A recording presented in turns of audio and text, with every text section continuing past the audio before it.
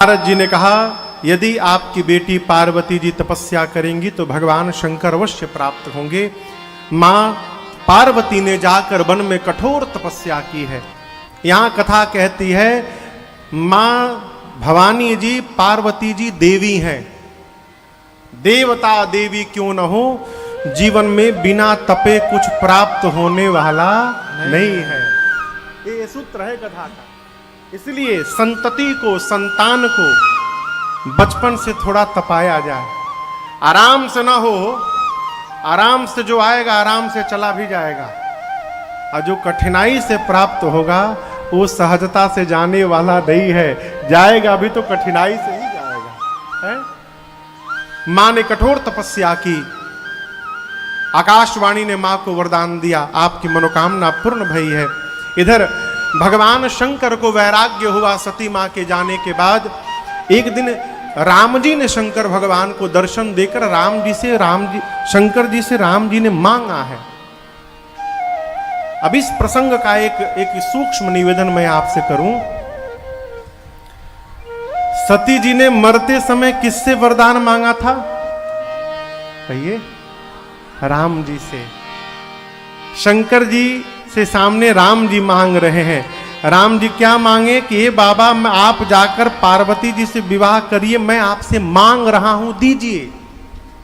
ये प्रसंग कहता है, राम जी कहना चाहते हैं, जो मनुष्य संसार के समस्त आशाओं का त्याग करके केवल मेरे भरोसे हो जाता है, उस जीव के लिए यदि मुझे किसी के सामने हाथ भी फैलाना पड़े तो मैं पीछे हटने वाला नहीं। राम जी को शंकर जी अपना स्वामी मांगते हैं। राम जी चाहते तो मांगते नहीं, आदेश दे सकते थे कि मेरा आदेश है, जाकर विवाह करिए। लेकिन राम जी आदेश नहीं दिए। राम जी निवेदन किए। ये श्रेष्ठत्व है। बड़ा आदमी आदेश नहीं देता है, बड़ा आदमी निवेदन करता है। इस प्रसंग की घटना मैं आपको अपने गांव की एक सुनाऊं। हमारे क्षेत्र में एक बहुत बड़े आदमी है, परम आदरणीय श्री टीपी सिंह जी। बहुत बड़ा विद्यालय है उनका रतसिया कोठी में। भैया रतसिया कोठी में तेज प्रताप सिंह जी, आप भैया गांव में आते थे। अभी दिसंबर में गांव में घर पे यज्ञ था, रुद्र महायज्ञ। बाबूजी के संकल्प से पूज्य महाराज श्री की कथा थी। तो कथा के विश्राम के बाद टीपी सिंह जी के निवेदन पर मैं पूज्य महाराज श्री को उनके भवन में ले गया, रतसिया कोठी में। वो बहुत बड़े आदमी, हमारे क्षेत्र के बहुत बड़े आदमी। अब विशाल उनका विद्यालय है, ऐसा पढ़ाई का कोई ऐसा विभाग नहीं होगा जो वहां नहीं है, इतने बड़े आदमी हैं। तो उनके एक भवन के पीछे उन्होंने एक सभागार बनाया है। सभागार को देखना था। तो बात बात में महाराज श्री से हमने कहा, सरकार यही सभागार है, इसमें कथा हुई थी अपनी। कोरोना में हम लोग वहां राम कथा गाए थे। तो उस सभागार के गेट में ताला बंद था। उनके जो स्टाफ थे वहां पर, जो देखभाल, वो लोग वहां खड़े थे। वो मालिक हैं। सामान्य जीव रहता तो कहता जल्दी खोल इसको। लेकिन उन्होंने क्या कहा, मैं सुना तो मैं हिल गया। अपने स्टाफ से बोले, बाबू क्या ये गेट खुल सकता है? अब आप दर्शन करिए।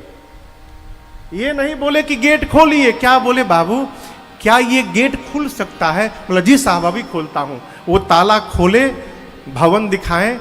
जब वहां से हम और महाराज श्री चलने लगे तो महाराज श्री बोले, बाबू बड़ा केवल बोलने के लिए बड़ा नहीं होता है, बड़े के व्यवहार में बड़प्पन दिखाई देना चाहिए। भाषा में यदि बड़प्पन नहीं है तो हम किसी काम के नहीं हैं।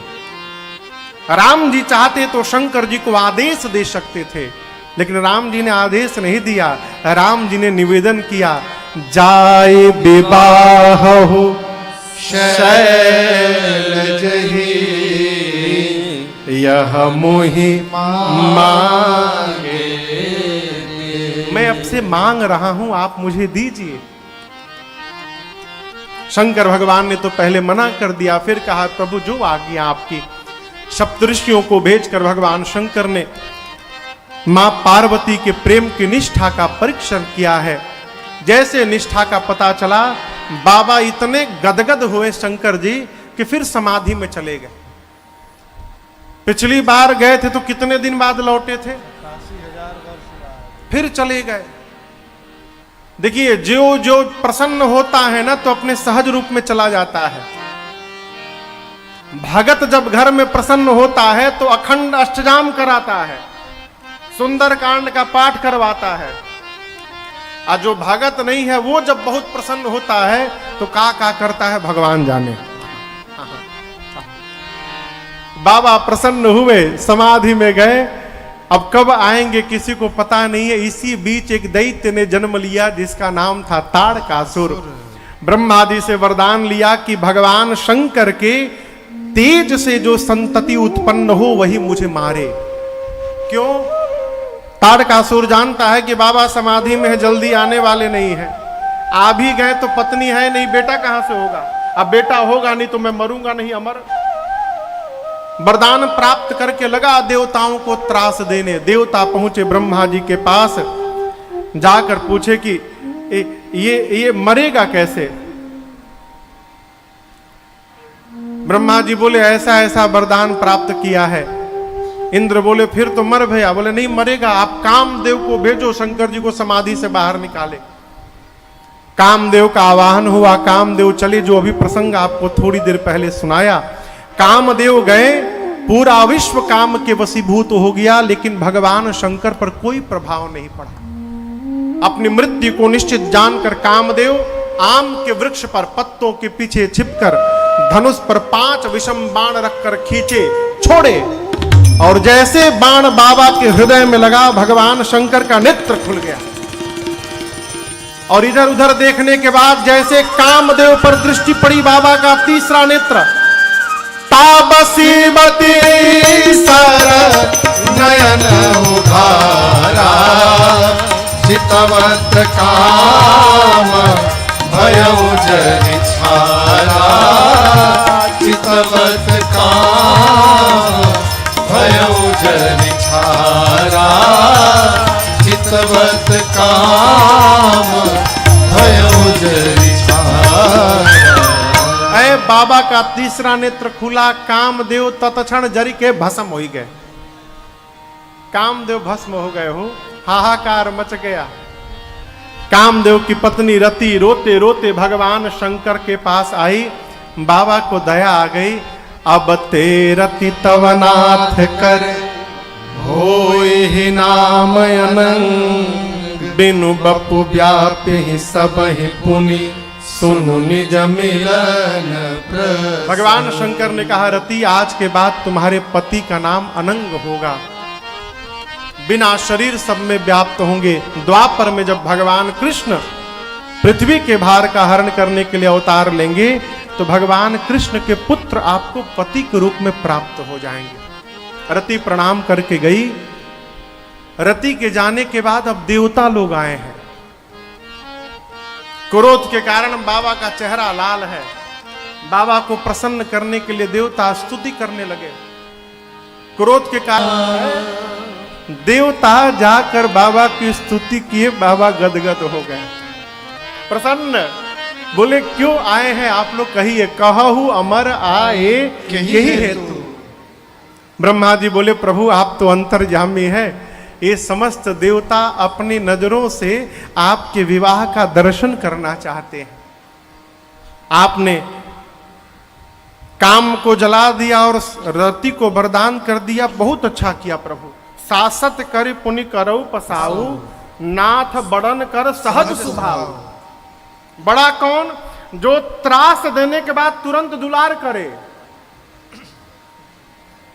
बड़ा केवल मारने के लिए नहीं होता, बड़ा के दुलार करने के लिए भी होता है। आपने काम दहन तो किया लेकिन रति को तुरंत वरदान दे दिया। आपने बहुत अच्छा किया प्रभु। आपने राम जी को वचन दिया है ना।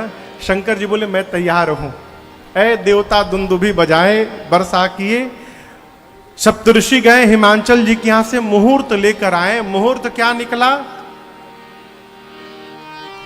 कहिया बिया भई रहे बाबा के। महाशिवरात्रि को हम और आप मनाते हैं, उस दिन विवाह नहीं हुआ। विवाह है बैसाख महीना में, बैसाख शुक्ल पक्ष पंचमी तिथि। पुराण भगवान के अनुसार लोकाचार में हम और आप महाशिवरात्रि को मनाते हैं। मुहूर्त निर्धारित हुआ, देवता अपने अपने लोक गए, विवाह का दिन हुआ, आया, नोटिस निकला था कि 5 बजे बारात निजी वाहनों द्वारा कैलाश से हिमाचल जाएगी। ब्याह के कार्ड में नीचे लिखा रहता है ना कि फलाना पाड़ेपुर गांव से निजी वाहनों द्वारा बारात जमलिया गांव के लिए प्रस्थान करेगी। कितना बजे? 5 बजे। और जितना टाइम लिखा है उससे 4 घंटा अधिक जोड़ के रहिएगा तैयार।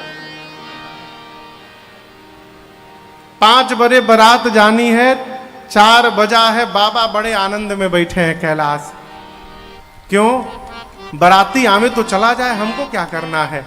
लेकिन बाबा के गण परेशान। शंकर जी ने पूछा गणों से, आप लोग परेशान क्यों हैं? गण बोले, बाबा एक भी देवता आपको आज सजाने नहीं आए। शंकर जी बोले, अपने से टाइम मिली तब ना हमारी याद आई है। याद दर्शन करिए, गोस्वामी जी कहते हैं सारे देवता लगे सवारन सकल सुर वाहन विविध विमान होहि सगुन मंगल शुभद करहि अपचरा। सभी देवता अपने अपने वाहन विमान को सजा रहे हैं। कैसे? दर्शन करिए, गरुण जी महाराज पर भगवान श्री हरि चलते हैं। कल आपको सुनाया, भगवान श्री नारायण गरुण जी को नहलाएं, चांदनी लाल रंग का उड़ाएं, गले में माला पहनाएं, थोड़ा सिन टोंट छिड़के उनके ऊपर। यमराज अपने करिया भैंस को रगड़ रगड़ के चमका रहे हैं। कहें उनके बगले में इंद्र अपने ऐरावत को सजा के खड़े हैं। अब यमराज देखे कि इंद्र के वाहन गोर, हमारा वाहन करिया, वो भैंसे को चमका रहे हैं, इंद्र ऐरावत को सजा रहे हैं। कुबेर जी के पास हवाई जहाज है, पुष्पक विमान। पुष्पक विमान में लड़ियां लगा रहे हैं। आज की भाषा में कहे तो भुकभुकिया लाइट लगा रहे हैं। सब अपने अपने वाहन विमान को सजा रहे हैं, परंतु एक भी देवता ये नहीं सोच रहे हैं कि जिसके विवाह में जाना है उनको और उनकी गाड़ी कौन सजाएगा। कोई नहीं आया। शंकर जी गणों से बोले, देखो देवताओं के बस की बात नहीं है हमको सजाना। क्यों?